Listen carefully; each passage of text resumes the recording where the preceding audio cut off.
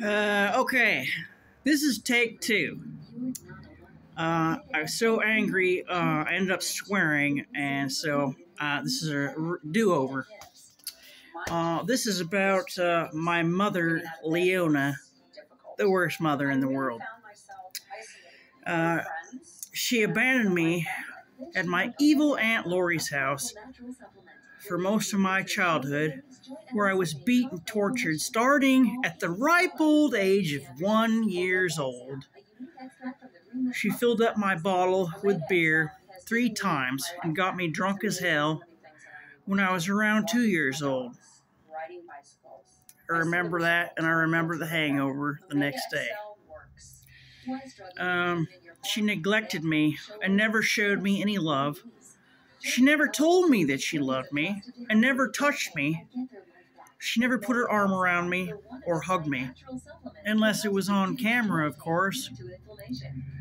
I told my mother that I wanted to be a veterinarian when I grew up, and she told me, "No, you're not smart enough. You should just come to work with me at the cannery factory." She starved me because there was never enough food in the house, but there was always enough for her beer and cigarettes. She robbed my piggy bank and never paid me back. She purposefully and knowingly starved me of affection, while she lavished affections onto my cousins Jerry and Randy, right in front of me. She never paid attention or cared when my dad laid on the couch with me and rubbed my itty-bitty baby titties. Thanks, Dad. You're a real loser. Constantly. She conspired with the FBI to poison me to death with parasites at around age 9 or 10. She constantly chain-smoked hybrid scabies-infused cigarettes to murder me, especially when we were in the car. She blew the smoke in my direction, and even though I told her I could not breathe, she never quit. She poisoned my food with parasites and took me to places that poisoned my food. She told me things like she only got pregnant with me so she could get married and move out of the house.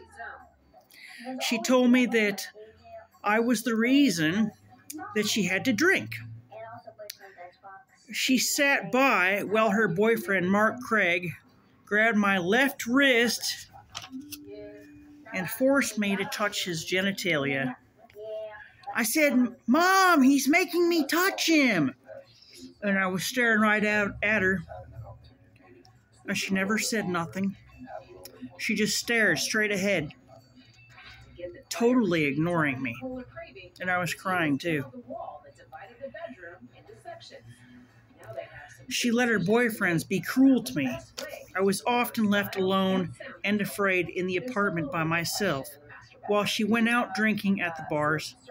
Sometimes I would come out of my room into the living room and found my mother lying on a chair naked with 2 different guys that I had never seen before, and I was very scared and very nervous.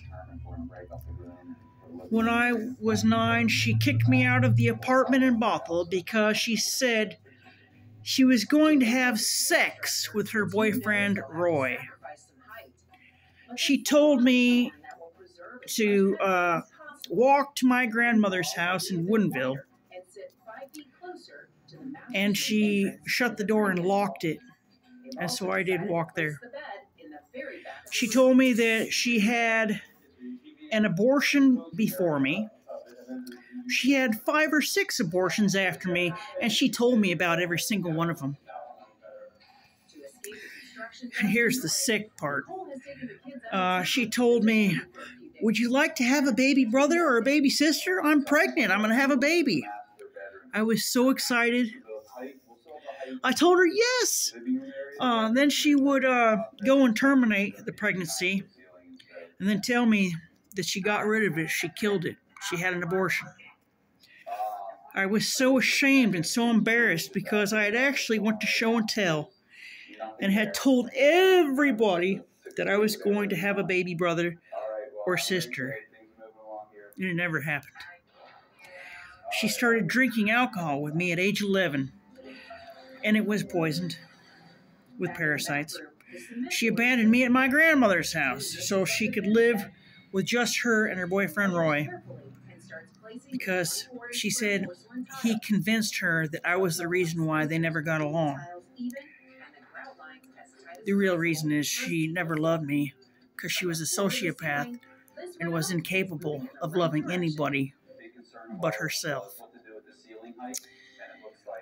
She often drove intoxicated with me in the car.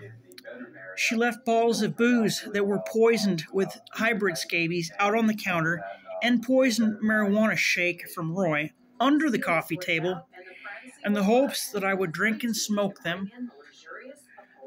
And with the abuse that she was putting me through, yeah, I mean, it was sitting out on the counter. One time I drank it before I went to school, and eventually I started grabbing a shake and smoking it. I thought maybe it would help me to feel better, and it didn't. She took my pets and got rid of them all after I loved them. She took my pet hamsters and threw them off the deck and told me about the neighbor cats surrounding them after I had got home from school. She took my goldfish and flushed them down the toilet after I had loved them. When my dad and mom were at a keg party at Dina's house next to the Horseshoe Tavern, and my dad picked me up and put me over his shoulders back to his apartment, he took me above the tavern and tried to rape me over and over and over, following me from room to room. When it came out that this had happened, my mother was very, very angry at me. She accused me of having an orgasm. She accused me of enjoying being raped by my dad. She screamed at me. She goes, "Did you have an orgasm? Did you?" She hit me and threw me up against the wall. She would tear down my Def Leppard posters off the wall. All sorts of stuff. This is only a portion of the hell that she is. When I was 15, her boyfriend Roy reached up and grabbed my genitals, and she stayed with him. Roy would call me a whore in the morning before school, and she didn't care. She's still best friends with him right now. When I was removed from her care by CPS for 4 months, and then was sent back to live with her, she still did not do what she was supposed to do. CPS told her that she needed to keep Roy away and keep him away, and I needed to go to sex counseling for being molested. She never did. She was still with Roy, yeah. She drove me to the last 15 minutes of one class, the last 15 minutes of it. And then she told me, "Well, that class wasn't doing you any good. You don't need it." When I was in high school, she didn't care that Roy put his hands around my neck and came into my room after getting high on crack, peeping out the windows at 1 a.m. She was in on me being straight up murdered with the help of Roy and chicken sandwiches from the drive-thru, poisoned with a heaping helping of hybrid scabies when I was 17, right after I babysat that baby that I got the thing off the thing in high school for a job. The neighbor rushed into the bathroom because I was giving the baby a bath, and the baby started crying. He's like, come in there in a big, like, are you abusing the baby? No, I wasn't abusing the baby. The baby probably overslept a little bit longer than was expected. I just did what I was told. I was told to let the baby sleep, give it a bath, and then feed it. Baby might have overslept. By the time it got into the bathtub, it was really, really hungry, and that's why it was crying. And I noted that when I put the baby in the high chair, the baby was eating hot dogs like they were going out of style. The baby was hungry and fussy. That's why the baby was crying. Okay? She set me up to fail repeatedly. I went to treatment for alcohol, and when I got out and got back home, she left a big bottle of booze on the counter, hoping to let me fail again. You are so sick, woman. I went to Lake Washington Votech, and she refused to help pay for the books that I needed. And I was still 17. She refused. She didn't want me to succeed in life. She wanted to be under her. The water out of her tap was poisoned, and that is why she always wanted me to wash her dishes. You put your hands in that hot, warm, soapy water, and they all go into your pores, and you start sweating. She poisoned me when I was pregnant, and when my kids were little, she brought over pop and food that was poisoned. And I was thinking this whole time that she was trying to be nice, and, oh, my mom does love me now. No, she didn't. She still doesn't. She conspired against me and my daughter, Michelle. She knew exactly what Dwayne Allen Siders was and what he was doing to my daughter. She was fully aware that Dwayne Allen Siders was a pedophile and did not warn me. She conspired against me and my daughter.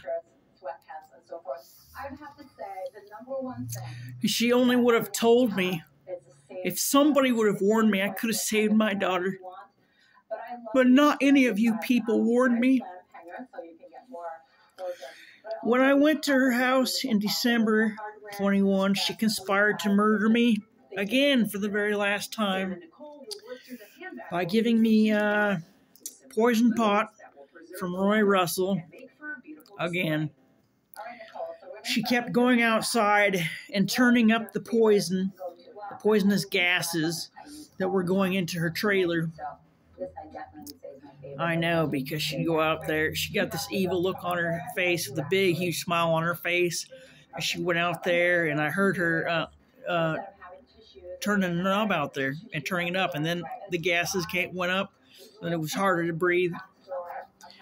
She removed every single picture and memory of me in her trailer to try to forget her sins. She was excited and already planning on how she was going to spend her blood money. She called her FBI ex-boyfriend Wayne, and was very, very enthusiastically talking to him about buying a house with him.